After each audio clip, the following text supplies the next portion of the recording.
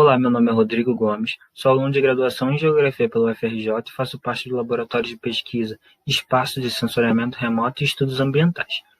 É lá que eu desenvolvo a minha iniciação científica, que é orientada pela professora Carla Madureira e também pela professora Júlia Lourenço Vaz. E hoje eu vim falar um pouco sobre a minha pesquisa, que tem como título uma análise comparativa das dinâmicas socioespaciais das regiões metropolitanas do Rio de Janeiro e São Paulo nos últimos 34 anos com suporte do geoprocessamento. É uma pesquisa que ainda está no seu estágio inicial e que está inserida em uma tese de doutorado que tem como objetivo analisar as 10 principais regiões metropolitanas do país. Bom, fazendo uma breve introdução, o processo de crescimento das cidades e também do aumento populacional são quase inevitáveis, né? Nesse sentido, não só o surgimento, mas também o aumento da complexidade das regiões metropolitanas acabam sendo fomentados. No Brasil não é diferente, esses processos também acontecem e existem diversas regiões metropolitanas, né? Por causa disso, aqui no Brasil, mas entre elas se destacam a região metropolitana do Rio de Janeiro e a região metropolitana de São Paulo. São duas regiões metropolitanas muito importantes em escala nacional, são as duas mais populosas do país e também são regiões metropolitanas que se integram muito, né? Tem uma forte relação que é marcada pelos diversos fluxos que acontecem entre elas duas. Nesse sentido, o trabalho tem como objetivo fazer uma análise espaço-temporal da expansão da malha urbana nessas duas regiões metropolitanas, né? Para que a gente consiga compreender os ritmos e caminhos preferenciais dessa urbanização e, após isso, associar os dados populacionais aos dados espaciais, né? E a gente espera que com isso a gente consiga entender, né, como essas duas regiões metropolitanas se relacionam, né? Detectar as principais similaridades e as principais diferenças que existem entre essas duas regiões metropolitanas.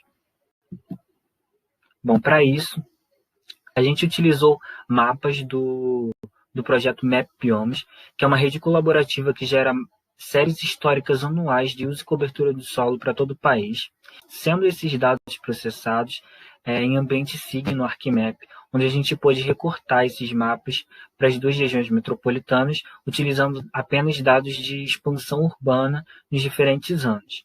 Um exemplo disso é esse GIF, que mostra para a gente, nos diferentes anos, a área urbana da região metropolitana do Rio de Janeiro, né, a título de exemplo.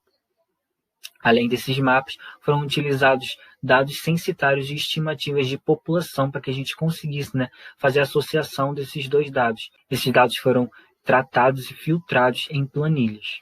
Bom, como resultados imediatos, eu trouxe alguns gráficos que foram produzidos a partir dos dados que a gente obteve.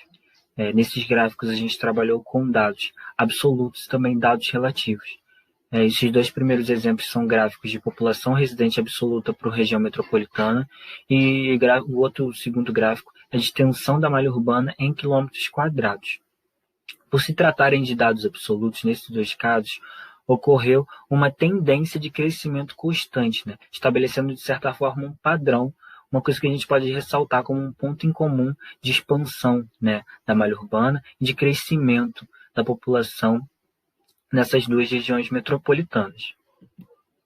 Por outro lado, nesse outro caso, os gráficos que eu trouxe foi no primeiro caso de taxa de crescimento da população em intervalos e no segundo de taxa de crescimento da expansão da malha urbana também em intervalos, né? Aqui a gente não consegue encontrar um padrão de crescimento justamente porque esses dados são relativos. Eles nos dizem basicamente o ritmo com que a expansão que a gente pode ver nos gráficos de crescimento absoluto, né, em qual ritmo que essa expansão cresceu.